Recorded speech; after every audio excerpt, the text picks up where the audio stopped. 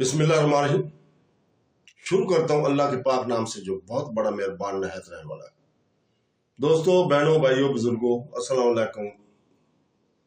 आज के हम इस 33 नंबर बयान में हम सूरह यूनुस कुरान पाक को किस तरह बयान करती है, इस मौजू पे हम इसको बयान करेंगे।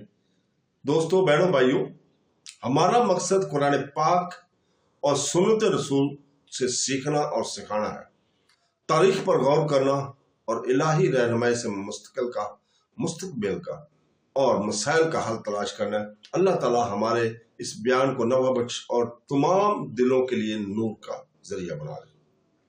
सूरह यूनुस कुरान पाक की 10वीं सूरत है जो 109 आयात पर मुश्तमिल है। मक्का मुकरमा में नाज़िल हुई थी।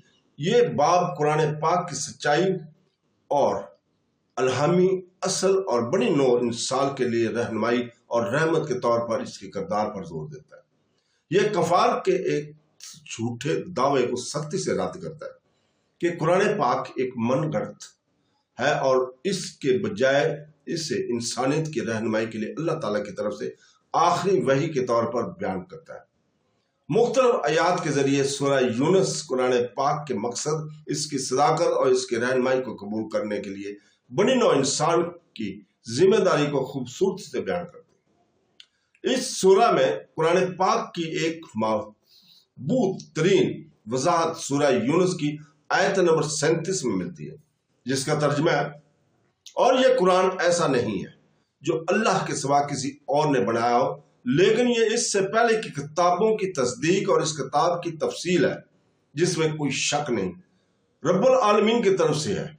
ये आयत इन कफार के दावों की बराह रास्त तरदीद करती है जिन्होंने पैगंबर इस्लाम सल्लल्लाहु अलैहि वसल्लम पर कुरान की इजाद का इल्जाम लगाया था। ये वाज़ा करता है कि कुरान पाक कुरान इलाही है, इंसान का बनाया हुआ नहीं, और तौरात और इंजील जैसे पहले साहिफों की पैगामात की तस्दीक करता है। ये न सिर्फ तस्दीक से है बल्कि इंतहाई मुफस्सल वजाहत और हदायत का आखिरी लफ्ज भी है। एक और आयत जो कुरान पाक की वजाहत करती है सूरह यूनुस आयत नंबर 57 है, जिसका तर्जुमा है, ऐ लोगों, तुम्हारे पास तुम्हारे रब की तरफ से नसीहत और सीनों के लिए शिफा और मोमनों के लिए हदायत और रहमत आई है। ये आयत कुरान पाक के 4 खूबियों पर रोशनी डालती है। सबसे पहले ये एक हदायत है जो लोगों को सही और गलत की तालीम देती है।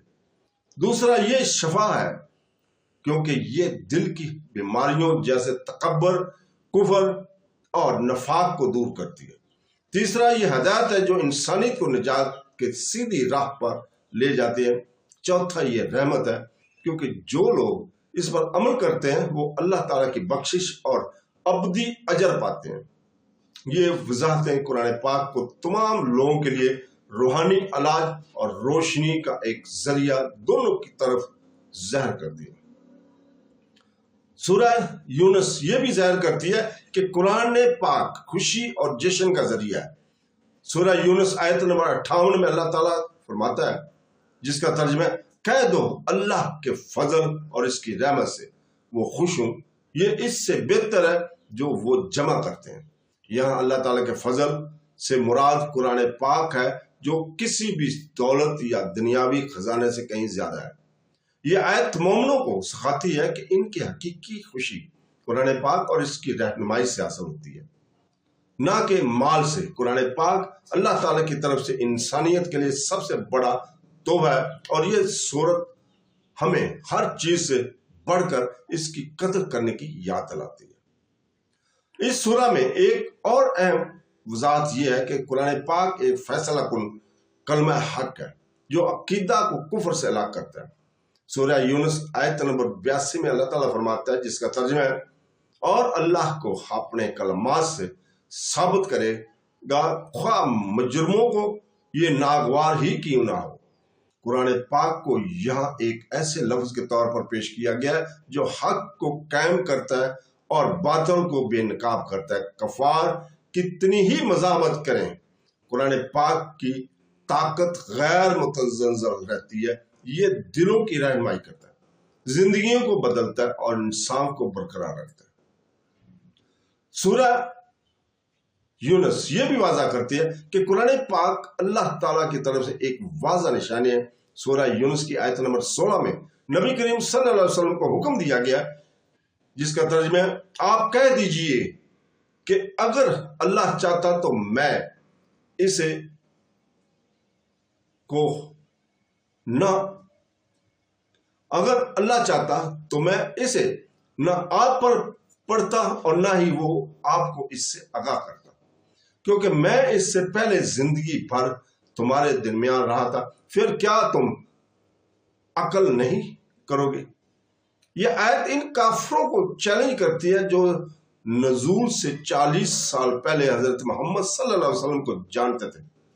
وہ جانتے تھے کہ وہ سچا ہے اور اس نے کبھی بھی صحیفوں کا مطالعہ نہیں کیا اور نہ ہی شاعری کی ہے، پھر بھی اچانک وہ قرآن پاک لے کر آیا جو بے مثال حکمت اور فساد کی کتاب ہے، فضیلت کی کتاب ہے۔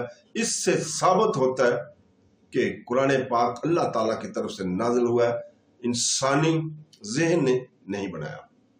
نبی کریم صلی اللہ علیہ وسلم نے بھی قرآن پاک کو اپنی حدیث میں بیان فرمایا۔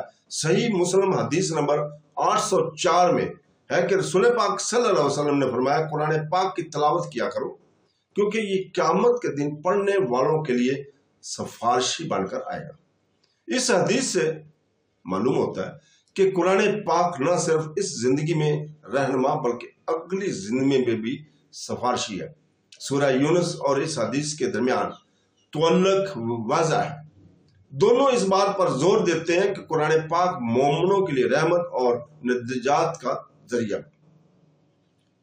سورہ یونس میں قرآن پاک کو ان لوگوں کے لیے چیلنج کے طور پر بھی بیان کیا گیا جو اس کا انکار کرتے ہیں۔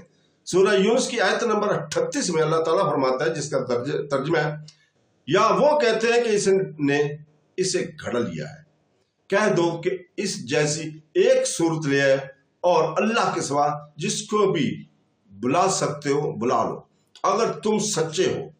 یہ آیت اس مشہور قرآنی چیلنج کو پیش کرتی ہے جو 14 صدیوں سے زیادہ عرصے سے کھڑا ہے۔ خوبصورتی، حکمت اور ہدایت میں قرآن پاک جیسا ایک باب بھی کوئی نہیں بنا سکتا۔ قرآن پاک کی یہ معجزانہ فطرت ثابت کرتی ہے کہ یہ اللہ تعالیٰ کا کلام ہے۔ سورہ یونس سے ایک اور سبق بھی یہ ہے کہ قرآن پاک وقت ہدایت۔ سورہ یونس کی آیت نمبر 109 میں اللہ تعالیٰ نے نبی کریم صلی اللہ علیہ وسلم کو ہدایت کی کہ جس کا ترجمہ ہے، اور جو کچھ آپ کی طرف وحی کی جاتی ہے اس کی پیروی کرو اور صبر کرو یہاں تک کہ اللہ فیصلہ کر دے، اور وہ بہترین فیصلہ کرنے والا ہے۔ اس سے ظاہر ہوتا ہے کہ قرآن پاک پر دور کے لیے مسلسل رہنمائی کا ذریعہ ہے اور اس کی پیغام کو پھیلانے کے لیے صبر کی ضرورت ہے۔ نبی کریم صلی اللہ علیہ وسلم کو قرآن پاک پر بھروسہ کرنے اور اللہ تعالیٰ کے فیصلے کا انتظار کرنے کے لیے کہا گیا، یہ ثابت کرتے ہوئے کہ یہ کتاب تمام بنی نوع انسان کے لیے کافی رہنمائی ہے۔ سورہ یونس کی قرآن کو الہامی وحی، ہدایت، شفا، ہدایت، رحمت اور اللہ تعالیٰ کی طرف سے سب سے بڑا فضل کے طور پر بیان کرتی ہے۔ یہ کافروں کی دعووں کو مسترد کرتی ہے اور انسانیت کو چیلنج کرتی ہے کہ وہ اس جیسی کوئی چیز پیدا کرے جو کوئی نہیں کر سکتا۔ یہ مومنوں کو یقین دلاتے ہے کہ قرآن پاک ان کی حقیقی خوشی اور ابدی کامیابی کا ذریعہ ہے۔ سورہ یونس کی آیت کے ذریعے ہم سمجھتے ہیں کہ قرآن پاک ایک معجزہ ہے، ایک فیصلہ کن حقیقت اور تمام مخلوقات کے لیے رحمت ہے۔ یہ ایک ایسی کتاب ہے جو دل کو شفا دیتی ہے، روح کو رہنمائی کرتی ہے اور مومنوں کو جنت کی طرف لے جاتی ہے۔ اس لیے سورہ یونس بنی نوع انسان کو پکارتی ہے کہ وہ قرآن پاک کو انسانی لفظ کے طور پر نہیں بلکہ رب العالمین کی آخری وحی کے طور پر پہچانے۔ تو دوستو، ہم آخر پر اپنی عاجزانہ دعا کے ساتھ اس کو آج یہیں پہ ختم کرتے ہیں۔ اے اللہ، ہمارے دلوں کو پاک کر، ہمارے اعمال کو قبول فرما، ہمارے گناہوں کو معاف فرما، اور ہمیں اپنے گنہگار لوگوں کو بخش دے اور شکر گزار بندوں میں شامل فرما۔ اللہ تعالیٰ ہمیں قرآن پاک اور سنتے نبوی صلی اللہ علیہ وسلم پر عمل کرنے کی توفیق عطا فرمائے۔ آمین ثم آمین۔ اللہ حافظ۔